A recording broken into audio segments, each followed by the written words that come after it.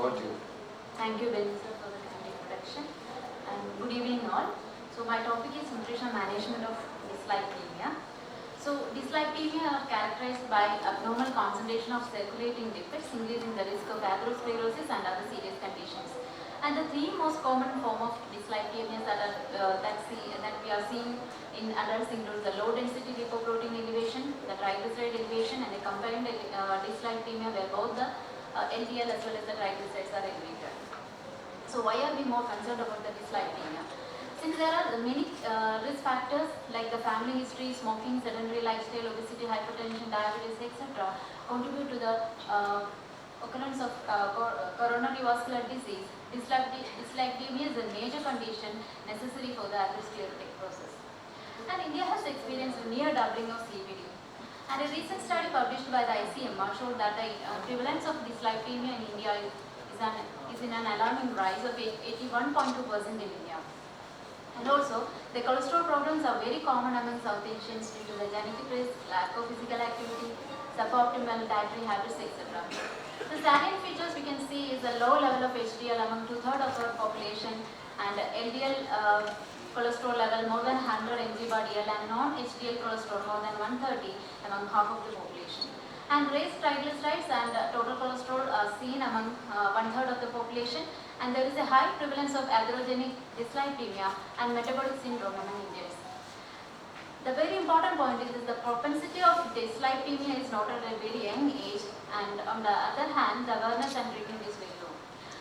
Both the genetic as well as the lifestyle factors can contribute to this early and increased incidence of dyslipidemia among Asian Indians. So the lifestyle modifications, of course, diet comes first. A healthy dietary pattern is very, very important, and especially for lowering the LDL and triglycerides. Both of them are the hallmarks of dyslipidemia. And then the physical activity, alcohol consumption, then tobacco usage, smoking cessation, stress management are the other areas we need to focus on. There are different types of dietary patterns which have been described and recommended by the scientific organizations like the American Heart Association, European Society of Cardiology, European Atherosclerosis Society, etc. And the American Heart Association's guidelines emphasize on the intake of a balanced diet, whereby minimizing the intake of trans fat, processed meats, refined carbs, etc. So there are, I have already told you, there are different types of dietary patterns have been described. Among these, the Mediterranean diet, which involves the intake of olive oil, fruits, nuts, vegetables, cereals, etc. And the dietary approaches to stop hypertension, that is the DASH diet, which recommends to include more vegetables, fruits, whole grains, etc. have been shown to improve or to reduce the LDL cholesterol as well as the total cholesterol significantly.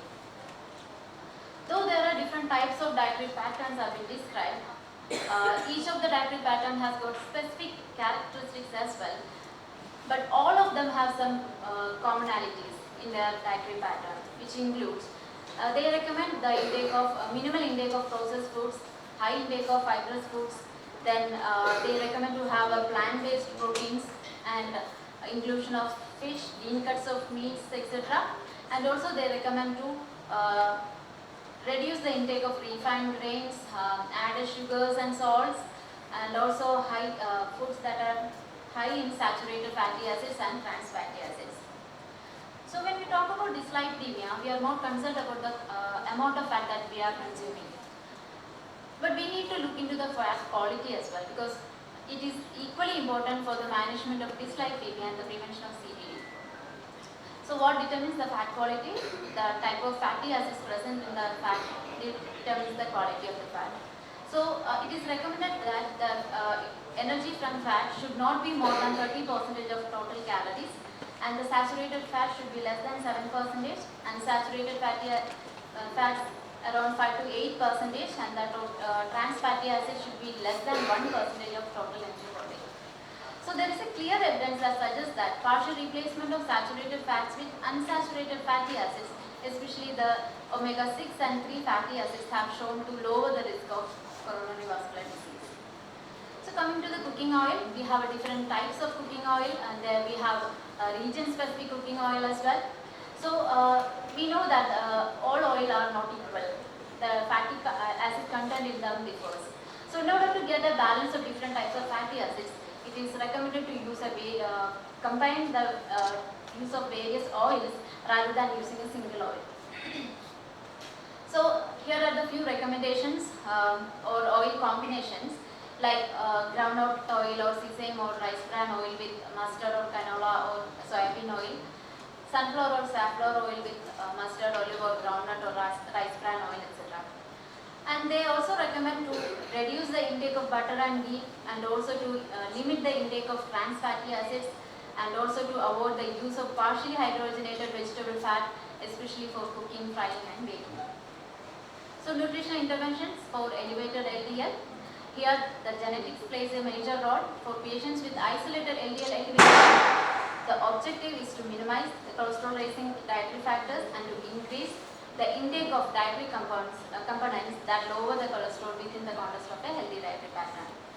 So the dietary factors that increase LDL cholesterol include the saturated fatty acids, which is seen more in the butter, full fat dairy products, then processed and high fat meats, etc. So two different dietary approaches can be used to reduce the saturated fat intake.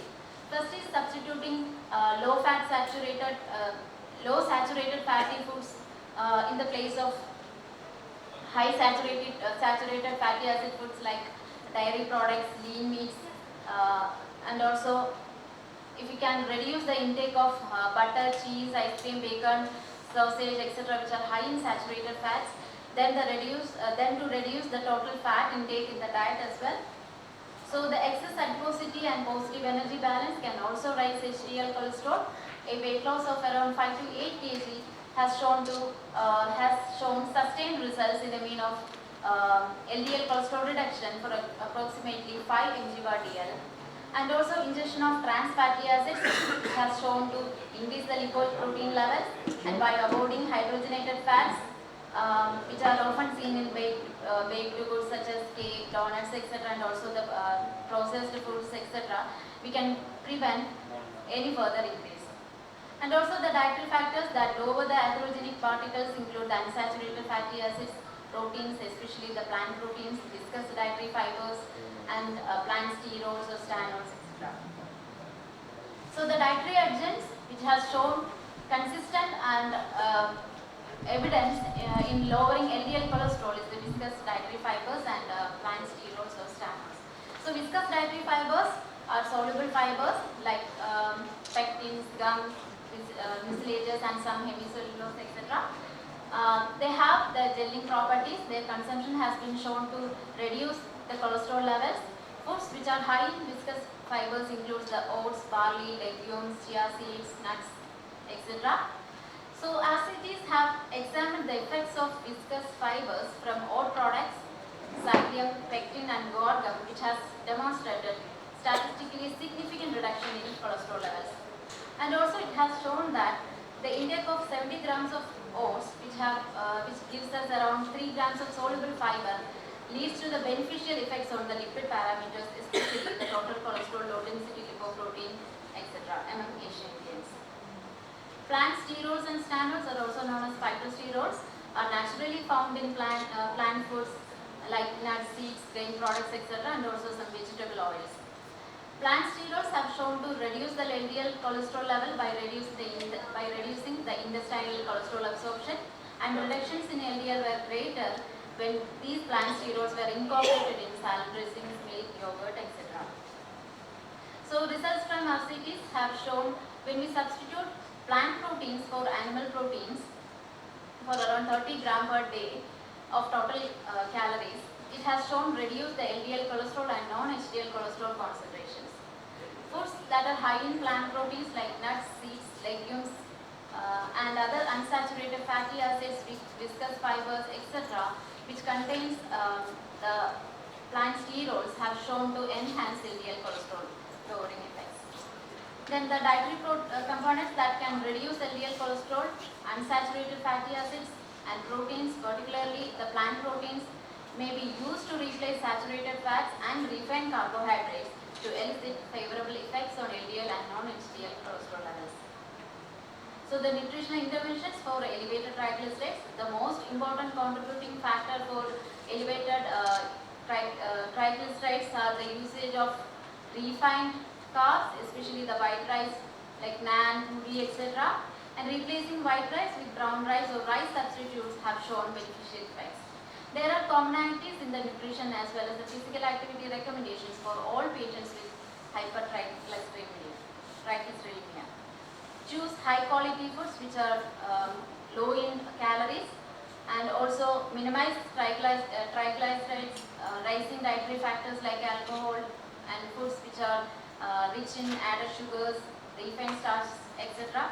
Adequate physical activity is also essential, and it has shown that meaningful reductions in triglycerides and changes in ASCVD risk markers when with a sustainable weight loss of around 3 to 5% of body weight. For patients without overweight or obesity, we need to focus on avoiding weight gain and also maintaining a healthy lifestyle habits. So mild to moderate triglyceride elevation, we can include more fatty fishes which has got omega-3 fatty acids, for example salmon, halibut, etc. And intake of 2 servings of fatty fish per day is recommended, which provides around 450 to 500 mg per dl of EPA and PHA. And then the nuts like seeds like chia seeds, hemp seeds, then walnuts, etc. has also got omega-3 fatty acids. And the nutrition intervention should emphasize on a healthy dietary pattern that is rich in healthy proteins, dietary fibers, unsaturated fatty acids, omega-3 fatty acids, etc. And we should also minimize the intake and eliminate the intake of sweets, desserts, dried fruits, alcohol, and sugar sweetened beverages, etc. So summary, to lower the LDL, we need to focus on reducing the intake of saturated fatty acids, trans fatty acids, and the dietary cholesterol. Intake of unsaturated fatty acids should be there. We need to also reduce the body weight. As I have already mentioned, 5 to 10% of body weight reduction have shown beneficial effects in dyslipidemia. Increase the protein content, especially the plant protein. Increase viscous fibers and plant sterols or stanols.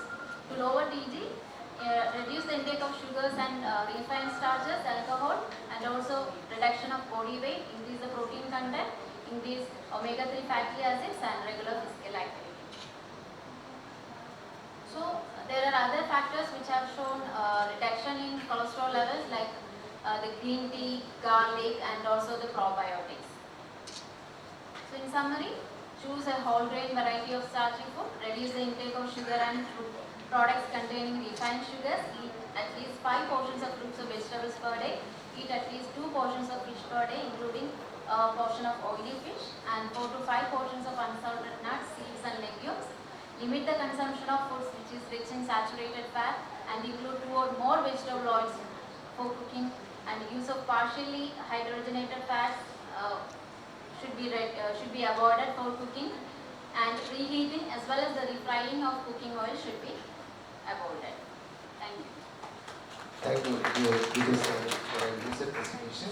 In summary, for a normal man, the LDL should be less than 100, and for a high-risk person, the LDL should be less than 70, and for post-check MI or after CAD, the LDL should be less than 50.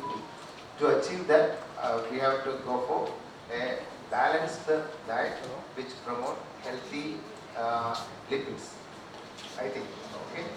Healthy lipids. Most of the people doubt that egg is unhealthy, but it is clear that egg is a healthy, healthy one. Other components as well. Thank you. We can take up the question. Last.